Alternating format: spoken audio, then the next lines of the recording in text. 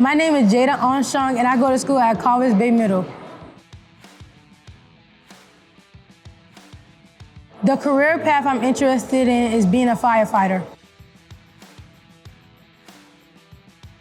My favorite part about today was seeing the fire truck and seeing how the ladder was extended in the air, and then seeing how it was lighted up, and then hearing the firefighters telling their stories, how they out here saving lives every day, risking their own life to save somebody else.